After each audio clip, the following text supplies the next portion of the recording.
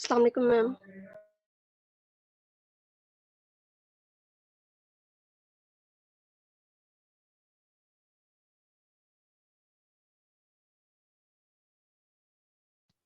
वालेकुम अस्सलाम। कैसे हैं आप लोग? अल्लाह का शुक्र है मैम, आप सुनाएं। जी अल्हम्दुलिल्लाह।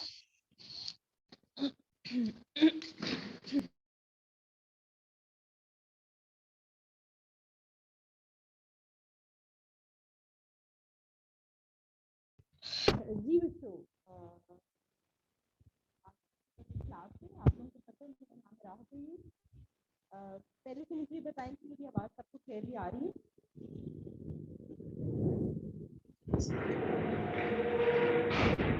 जी बच्चों, मेरी आवाज़ आप सबको क्लियरली आ रही है? Yes ma'am. मैम इतनी क्लियर नहीं है। कितनी क्लियर होनी चाहिए? मैम असल में बैकग्राउंड में कोई शोर आ रहा है इसलिए। अच्छा चलें, बैकग्राउंड के शोर का कुछ करते हैं।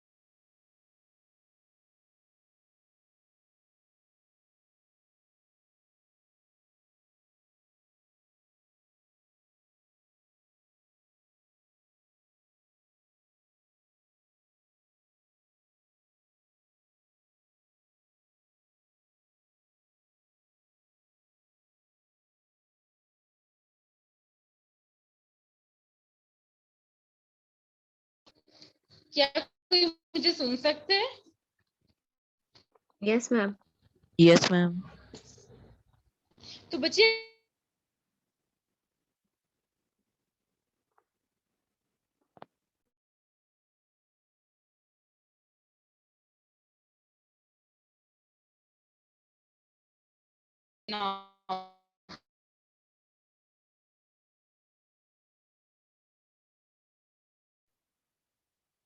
एक्सक्यूज मी मैम, आपकी अब आवाज थोड़ी थोड़ी डिस्टॉर्ट होना स्टार्ट हो गई है।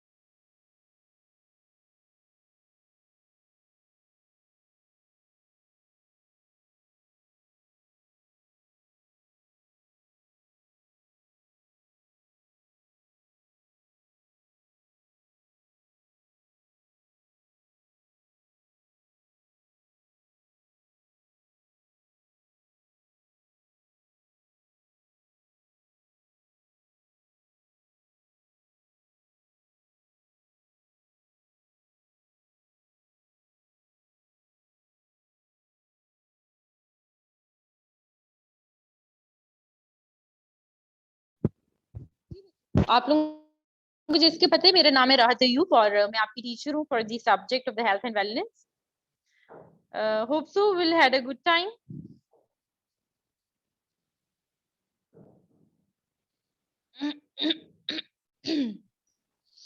मैम आप आज की अटेंडेंस लेंगी? बच्चे क्यों नहीं लूंगी अटेंडेंस आज की? चलिए ठीक है। अच्छा, जी सब्जेक्ट है हमारा हेल्थ एंड वेलनेस। आप लोगों के जहन में क्या चीज आती है with the word health and wellness? मतलब कि मैम, जो कोई पर्सन है उसको अपनी हेल्थ को कैसे इम्प्रूव रखना इम्पोर्टेंट है। उसको अपनी फिटनेस का ख्याल रखना चाहिए with help of exercise and diet. जी बिल्कुल ऐसे ही है। हेल्थ एंड वेलनेस में हम देखेंगे हेल्थ एंड वेलनेस, हेल्थ क्या है, वेलनेस क्या है, what are the various determinant, किस हम अपनी वेलबींग को किस तरह से इम्प्रूव कर सकते हैं. Today's lecture is about the introduction of the health and wellness. What is health? What is wellness? We will study the definitions and explanations of the health and wellness, various models proposed to explain them. ठीक है. Health को अगर हम सबसे पहले देखें तो हमारे पास जो हेल्थ है, हेल्थ क्या है? Health health is level of the function और metabolic efficiency of a living being. कोई इंडिविजुअल जो है उसका जो फंक्शनल लेवल है, किस लेवल तक वो फंक्शन कर रहा है, वो उसकी हेल्थ है. ठीक है. जिसकी हेल्थ अच्छी है इसका मतलब है कि उसका फंक्शन लेवल अच्छा है. जो ज्यादा अच्छे से फंक्शन नहीं कर पा रहा उसकी हेल्थ को हम अच्छा नहीं कहेंगे, फंक्शन लेवल उसका कम होगा. So the general condition of a person's mind and body, usually meaning to be free from injury, illness, or pain. Word health is derived from the Old English term hel, meaning sound or whole.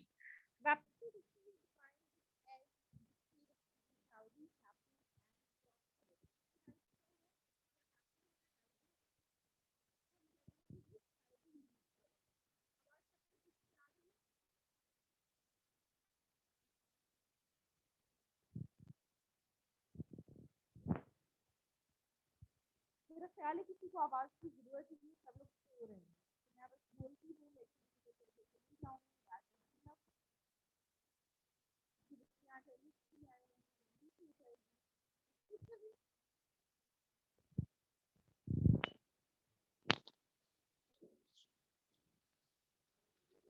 कोई classroom में है बच्चों आप में से? Yes ma'am, अब आवाज आई, पहले नहीं आ रही थी. यस मैम, पहले आवाज अचानक बंद हो गई थी. पता नहीं क्या प्रॉब्लम है. फिर बच्चे मैं टेस्ट कर रही हूँ डिफरेंट टूल्स, आप देखिए आवाज आती है.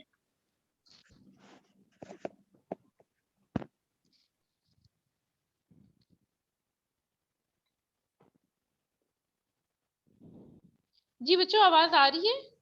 Yes yes ma'am. मैम, अब आ रही है. अच्छा अब सही चलें, है.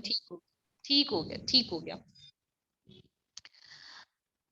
फिर इसी तरह से WHO ने एक हेल्थ की डेफिनेशन दी. According to the WHO, a state of the complete physical, mental and social wellbeing and not merely the absence of disease और infirmity is known as health. तो उसने कहा कि हेल्थ का मतलब सिर्फ ये नहीं कि किसी डिजीज की एब्सेंस को हम कहते हैं कि ये बंदा हेल्दी है. नहीं, उसके लिए हमारे पास फिजिकल, मेंटल और सोशल वेलबींग भी होनी चाहिए. फिजिकली, मेंटली और सोशली भी वो इंडिविजुअल जो है वो हैप्पी हो. अच्छा जी, हेल्थ को मेजर करने के लिए, हेल्थ के स्टेटस को मेजर करने के लिए क्लासिफिकेशन सिस्टम बनाया गया. डिफरेंट क्लासिफिकेशन सिस्टम्स हैं, उनमें से एक को हम कहते हैं international classification of functioning, disability and health, where is the other one is named as international classification of diseases. ठीक है, इनके अपने अपने पैरामीटर्स होती हैं जिनके अकॉर्डिंगली हम हेल्थ को जो है वो मेजर करते हैं. Aims of the healthcare providers: systematic activities to prevent or cure health problems and to promote good health in humans are undertaken by the healthcare providers. So healthcare providers का हमारे पास क्या M होते हैं? उनका M यही होता है कि कोई एलिमेंट है तो उसको क्योर किया जाए और इंडिविजुअल की फर्दर जो है इस एलिमेंट से या किसी भी और एलिमेंट से प्रिवेंशन की जाए, प्रिवेंटिव मेजर्स बताए जाए, so that we can promote good health. Then we are having the models of the health and illness. What is a model? Model क्या होता है? Model आपके पास एक theoretical way होता है किसी चीज को explain करने के लिए. अब health and illness के कुछ models हमारे पास आएंगे. पहला मॉडल हमारे पास health belief model. Health belief model जैसे कि हमें नाम से पता चल रहा है कि किसी इंडिविजुअल, ये मॉडल ये कहते हैं इसके 3 कंपोनेंट्स आते हैं. Individual's perception of the susceptibility to illness, individual's perception of seriousness of illness, and likelihood that person will take preventive action comes under the domain of the health belief model. Second हमारे पास आता है health promotion model. Health promotion model क्या है?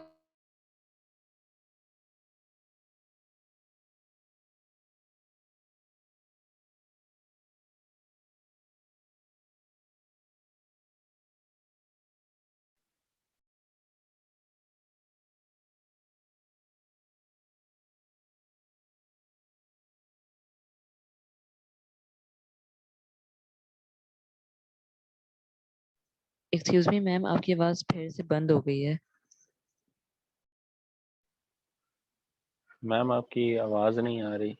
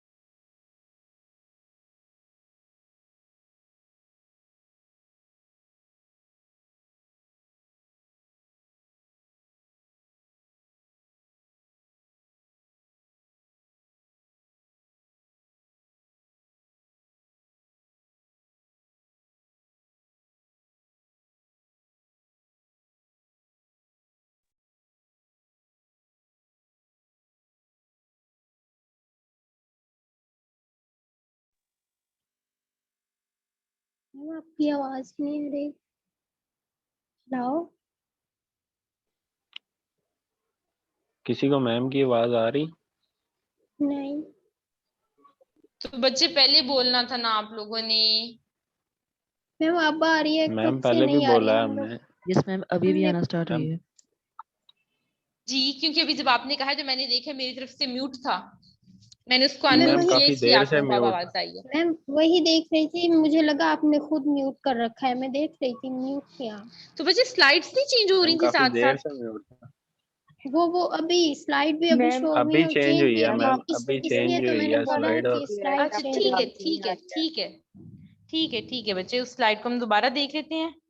मैं बताती कि हमने different models तो देख लिए, ठीक है, जिसमें हमारे पास होलिस्टिक हेल्थ मॉडल है, बेसिक ह्यूमन नीड मॉडल है, हेल्थ प्रमोशन मॉडल है और हेल्थ बिलीफ मॉडल है। उसके बाद डिटर्मिनेंट्स ऑफ हेल्थ की बात हो रही थी। डिटर्मिनेंट्स ऑफ हेल्थ में बता रही थी कि हमारे पास वेरियस डिटर्मिनेंट्स आते हैं जो कि हेल्थ को डिफाइन करते हैं मैम कि वो फर्स्ट मॉडल के बाद आपकी आवाज बंद हो गई थी। Health belief model I think, उसके बाद से आपकी आवाज नहीं आई। अच्छा जी, एक हमारे पास आता है health promotion model. Health promotion model में ये होता है कि आपके पास आपने हेल्थ को प्रमोट, कितनी आप खुद एफर्ट कर रहे हैं अपनी हेल्थ को इम्प्रूव करने के लिए। It defines health as a positive dynamic state. Dynamic state means जो चेंज हो रही है, आप उसको प्रमोट कर रहे हैं ना, तो इट मींस कि वो चेंज हो रही है constantly. It describes the multi dimensional nature of the persons as they interact with in their environment. This desired behavioral outcome is endpoint, and it results in improved health, enhanced functionability, and better quality of life. Basic human need model क्या होता है आपके पास कि जो basic needs हैं they are to be met first, और हर level की नीड्स को बाद में हम प्रायोरिटी देते हैं, ठीक है। मतलब पहली प्रायोरिटी पे आपके पास बेसिक नीड्स है। बेसिक नीड में आपके पास जो खाना है, फूड है, that is the basic.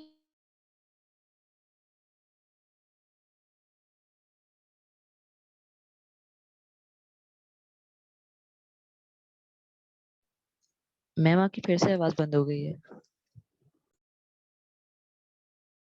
Model में क्या होता है कि हम लोग along with the physical aspect of the health, इसमें इंडिविजुअल की जो spirit, mind and body, it means के जो रिलीजियस बिलीव्स होते हैं, उसकी जो माइंड की थिंकिंग होती है, उसको भी इनकॉर्पोरेट करते हैं उसकी हेल्थ में।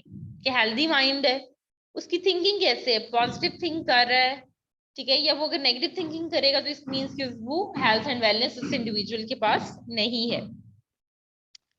डिटर्मिनेंट्स ऑफ हेल्थ की बात करें तो we are having the various determinants of health including income and social status, social support, education, employment, social environment, physical environment, personal health, healthy child development, biology, health care services, gender and culture.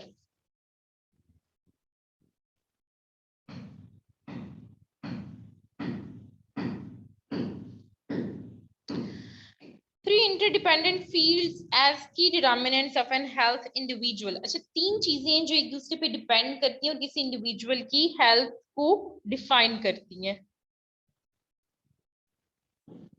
तो तीन चीजें क्या हैं? एक उसका lifestyle है, एक उसका एनवायरमेंटल फैक्टर है, और एक उसकी बायोमेडिकल फैक्टर्स हैं।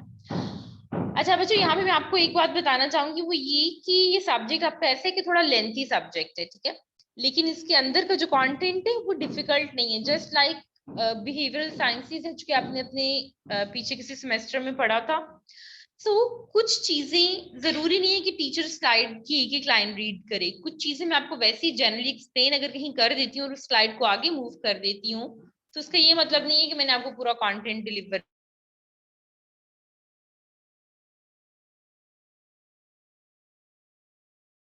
मैम आपकी आवाज नहीं आ रही।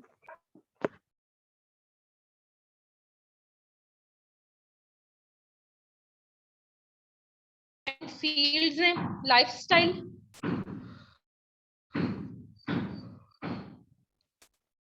लाइफस्टाइल क्या है, किसी इंडिविजुअल का अपना डिसीजन है वो लाइफ को किस तरह से जो है वो स्पेंड कर रहा है। फॉर एग्जाम्पल, कोई इंडिविजुअल है वो सुबह लेट उठता है, खाने में चले लेट उठने को छोड़ें, लाइफस्टाइल इसका ये है कि वो बहुत ऑयली चीज, जंक फूड बहुत ले रहा है, तो इसका मतलब है कि उसकी हेल्थ को अफेक्ट कर सकती है। जंक फूड बीस हो सकता है, वो हाइपरटेंसिव हो सकता है। फिर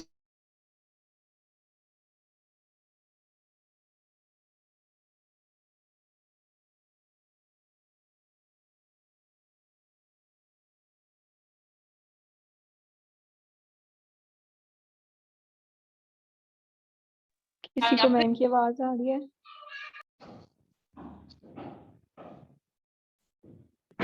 नहीं। अच्छा बच्चों, अब आवाज आ रही है? जी। Yes ma'am. Yes ma'am. ऐसा क्यों है? मुझे आप लोगों की आवाज आती है, आपके पास कहाँ चली जाती है मेरी आवाज? जब आप लोग बोलते हैं ना आवाज नहीं आ रही, तो फिर मुझे पता चलता है कि पता नहीं इनके पास क्यों नहीं आवाज आ रही। मैम मैम वन आ टू रही है, टू बीच में वर्ड्स गायब हो आवाज आती जाती है है। फिर चली जाती है। अच्छा, मेरा ख्याल है अब से ऑनवर्ड ये इशू नहीं होगा, क्योंकि पहले मैं यूनिवर्सिटी का इंटरनेट यूज कर रही थी, अब मैंने अपना इंटरनेट ऑन कर लिया है, तो होप सो मेरा इंटरनेट आप लोगों को धोखा नहीं देगा, ठीक है? Yes ma'am. Okay ma'am. ठीक है। अच्छा जी, लाइफस्टाइल इफेक्ट करता है हेल्थ को, एनवायरमेंटल फैक्टर्स करते हैं, थर्डली बायोमेडिकल फैक्टर्स करते हैं। बायोमेडिकल फैक्टर्स में क्या चीजें आती हैं आपके पास? आपकी अंदर की जेनेटिक्स आपकी बॉडी की, ठीक है, जो आपका हेरिडिटरी मटेरियल है, वो चीज डिसाइड करता है एक इंडिविजुअल की हेल्थ को। बायोमेडिकल में जैसे जेनेटिक प्रीडिस्पोजिशन होती है कुछ पर्टिकुलर डिजीजेस की तरफ, ठीक है, सो वो इंडिविजुअल की हेल्थ को अफेक्ट कर सकती हैं। अच्छा, ये हमने डिस्कस कर ली है factors. Prevention practice, what is this prevention practice?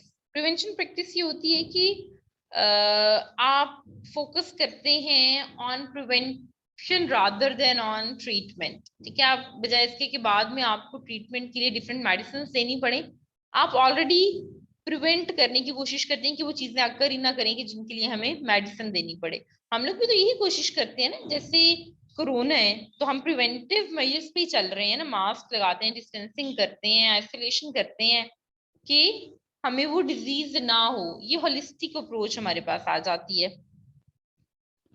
ये सारे पॉइंट्स हैं अभी जो हमने आगे जाके डिस्कस करने हैं। अच्छा जी, as a member of the healthcare team, physiotherapists play a key role in identifying the risk factors for poor health and promoting wellness through various strategies, including screening, health education, awareness, and promoting the healthy lifestyle behaviors. What is an optimal health? Optimal health किसे कहते हैं? A balance between the physical, mental, and social health is known as optimal health. ठीक है, अब optimal health हम किस तरह से अचीव करते हैं? डिफरेंट रिस्क फैक्टर्स को रिड्यूस करके, अपना जो है वो एनवायरनमेंट को बेटर करके, plus by enhancing the self awareness and knowledge of the health habits we can achieve the optimal health. Next we have the poor health. What is poor health? Poor health may include physical ailments causing acute or chronic disabilities, as well as mental issues that limit the independent functioning. What is wellness? Wellness is often used in synonymously with the health. So wellness is an active process of becoming aware of and making choice decisions toward more successful existence. So health and wellness almost synonymous words हैं आपके पास, लेकिन health हमारे पास एक static current situation है, जबकि wellness एक constantly आपके पास changing situation है कि आप अपनी health को improve करने के लिए जो steps ले रहे हैं और उसको maintain रख रहे हैं improved form में, that is the wellness. Wellness integrates mental, social, occupational, emotional, spiritual, and physical dimension of one's life and reflects how one feels about life as well as one's ability to function effectively. Dimensions of the wellness. Wellness की हमारे पास various dimensions आती हैं. अगर एक dimension disturb हो तो वो दूसरी dimension को भी affect करती है. For example, अगर हम कहें कि हमारे पास wellness की एक dimension है healthy eating. जब उसने हेल्दी ईटिंग की तो उसकी बॉडी फिजिकली भी हेल्दी रहेगी. ठीक है, दूसरी इसकी डायमेंशन क्या है? Physical fitness. हेल्दी ईटिंग से उसकी फिजिकल फिटनेस अच्छी है, जिससे उसकी हेल्थ अच्छी है. लेकिन अगर वो ईटिंग हैबिट्स अपनी खराब कर लेता है तो उसकी फिजिकल फिटनेस भी ड्रॉप होगी. फिजिकल फिटनेस ड्रॉप होगी तो ऑटोमेटिकली उसकी वेलनेस भी अफेक्ट होगी. सो वी आर हैविंग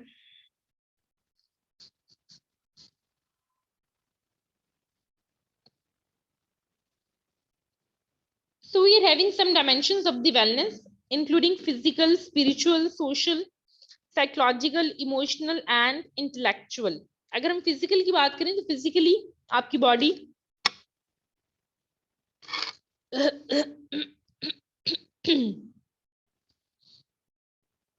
अगर हम physical की बात करें तो physically जो है आपकी body जो है वो effectively किस तरह से behave कर रही है. क्या हुआ? अब तो किसी को आवाज का कोई इशू नहीं आ रहा है ना? मेरी आवाज क्लियरली आ रही है?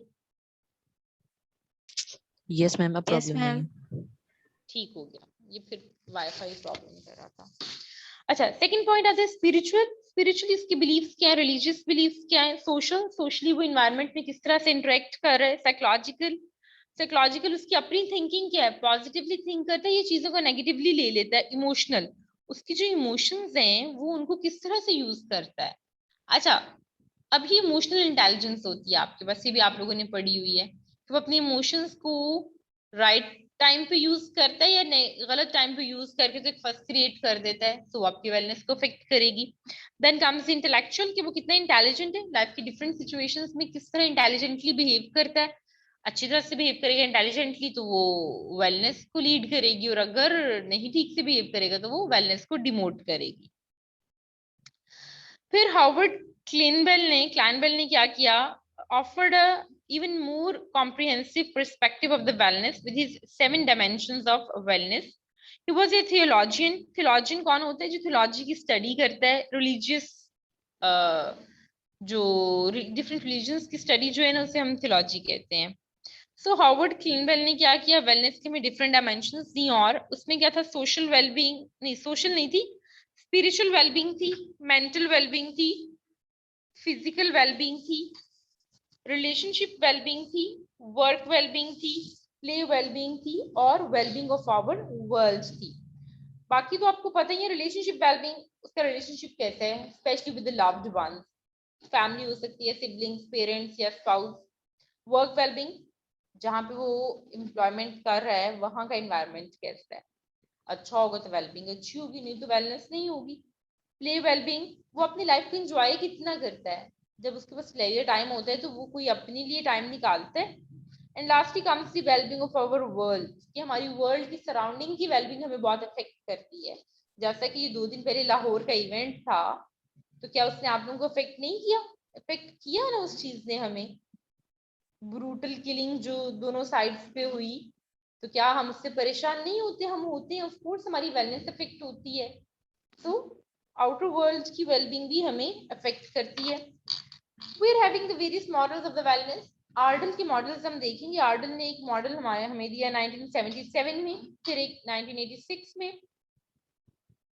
उसकी मॉडल्स का की जो प्लेयर होता है वो इंडिविजुअल खुद होता है, ठीक है।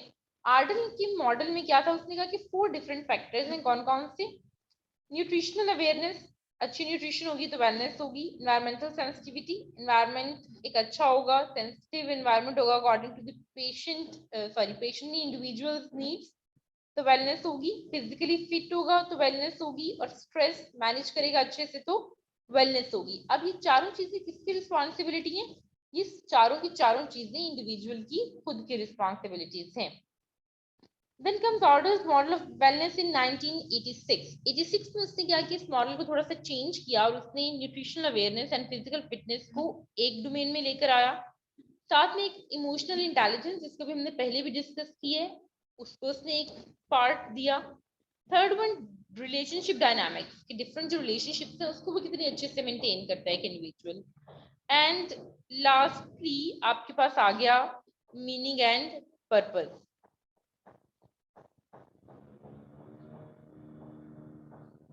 मीनिंग एंड पर्पस, तो ये जो 4 डिफरेंट आपके पास फैक्टर्स आते हैं, ये कौन मेंटेन करवा रहा है? ये इंडिविजुअल खुद इन पे वर्क करता है, ये इंडिविजुअल की खुद की रिस्पॉन्सिबिलिटीज हैं, और ये आपकी वेलनेस को प्रमोट करती है। मुझे एक बात समझ नहीं आ रही, बच्चे दूसरे सेक्शंस में जाके क्यों क्लास अटेंड कर रहे हैं? अभी ये सी सेक्शन वाले बच्चे इस क्लास में क्लास ले रहे हैं कुछ बीच में। आर्डल्स मॉडल इन 3 डोमेन्स। आर्डल ने क्या किया, अपने मॉडल में 3 डोमेन्स बताई। वो डोमेन्स क्या थी? किधर चला गया? हाँ जी, meaning and purpose, physical domain and mental domain.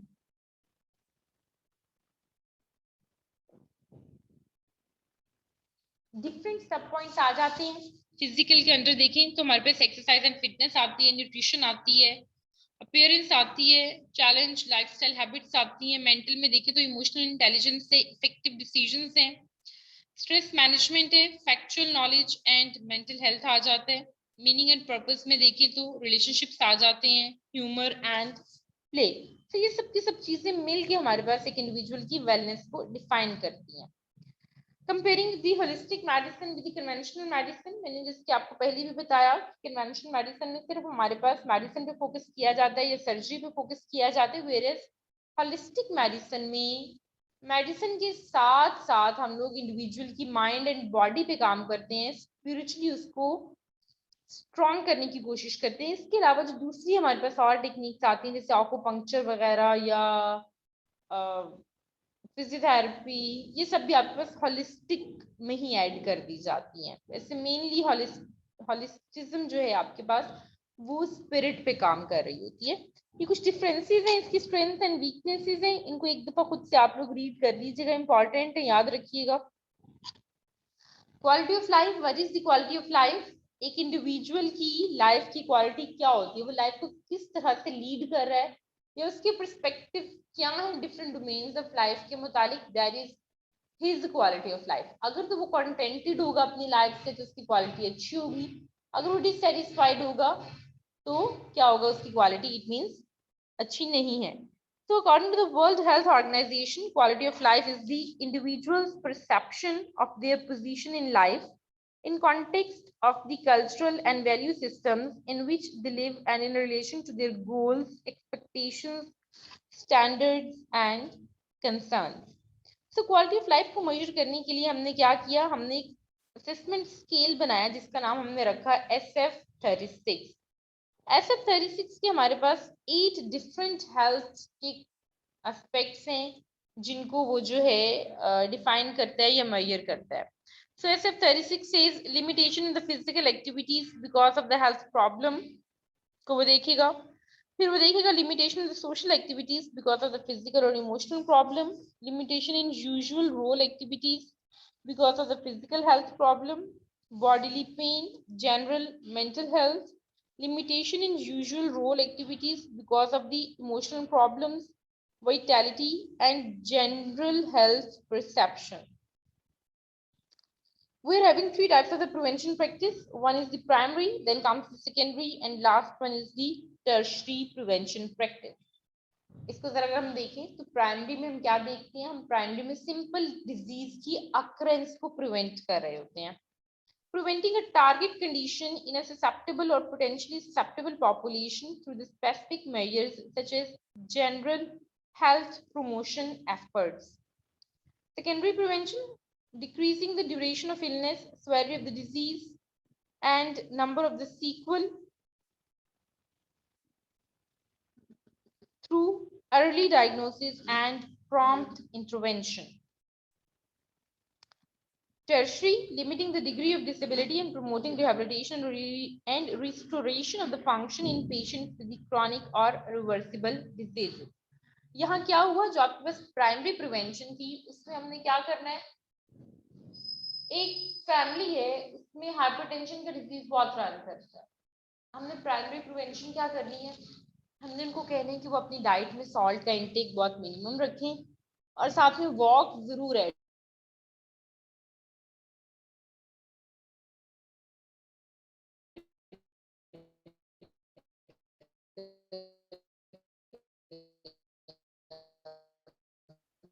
Ma'am आपकी आवाज डिस्टॉर्ट हो रही है।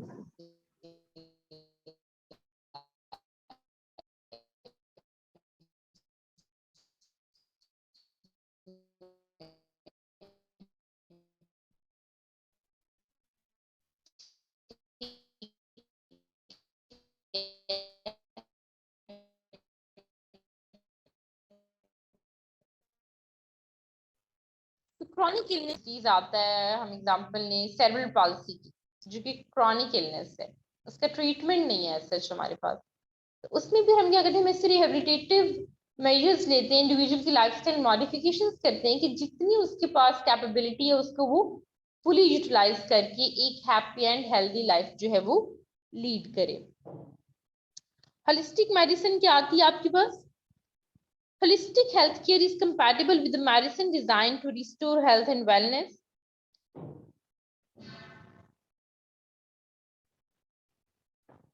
It emphasizes the unity of mind, spirit, and body. So the characteristics of the holistic medicine that apply to wellness practice incorporate recognizing the interdependent parts of whole being, including the physical, mental, emotional, and spiritual aspects of the individual. The recognition of these multiple factors influencing health and wellness lead to identify and manage the root cause of the disease and empowering the individual to manage these pathological processes and providing a comprehensive perspective of the individual in multiple social roles. Risk reduction, risk reduction क्या है? सबसे पहले तो आप identify करेंगे कौन सी population है जो कि एट रिस्क है फॉर डेवलपिंग वेरियस डिजीज।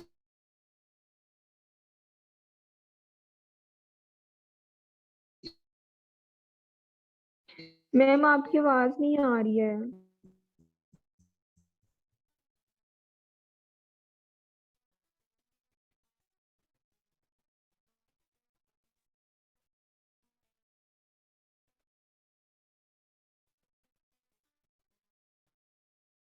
ठीक है,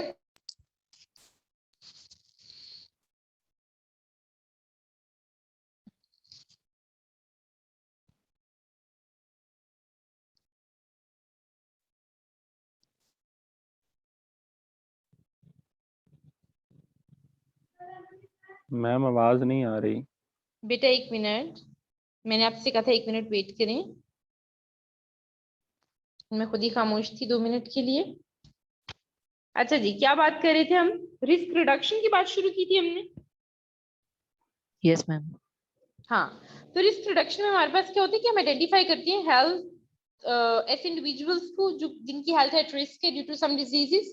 ठीक है, और फिर हम कुछ प्रिवेंटिव मेजर्स उनको बताते हैं कि आप ये मेजर्स लें तो आप इन रिस्क से बच सकते हैं और अपनी वेलनेस को मेंटेन रख सकते हैं। Risk factors that may predispose an individual to diminish wellbeing and health Health problems include physical risk factors, poor nutrition, physical inactivity and poor physical environment। जैसे कि हैं आपके पास ये risk factors हैं और ये आपकी health wellness को affect करते हैं।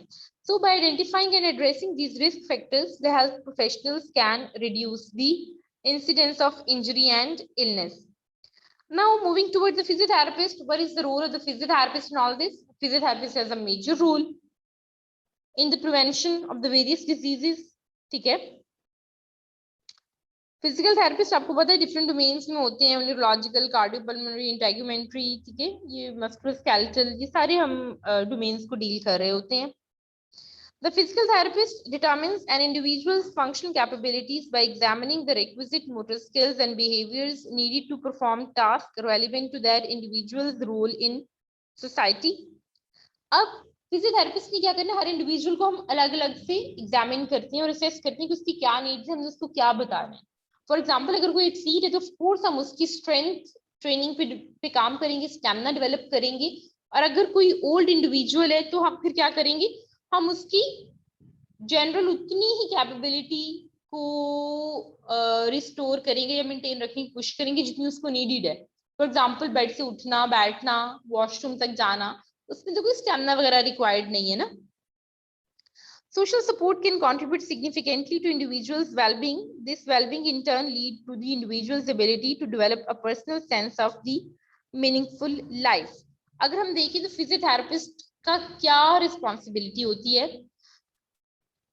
Restore, maintain and promote not only the optimal physical function but optimal wellness and fitness and optimal quality of life as it relates to the movement and health। So physiotherapist ना सिर्फ restore और maintain करते हैं health को, rather वो उसकी wellness और उसको और ज्यादा इंप्रूव करने पे भी काम कर रहा होता है। So we play a major role in providing education, guidance, consultancy, direct intervention to enable individuals to maintain physical activity of self-care, mobility, leisure, skills, work and play। Moving towards some basic concepts of the illness, impairment। Impairment क्या होती है? Any loss or abnormality of the psychological, physiological or anatomical structure or function is the impairment, whereas disability refers to any restriction or lack of ability to perform any activity in a manner or within the range considered normal for a human being, whereas handicap, a disadvantage for a given individual resulting from an impairment or a disability that limits or prevents the fulfillment of a role that is normal for this individual। अच्छा बच्चों, आसान हो जाए फिर इस concept को explain करती हूँ।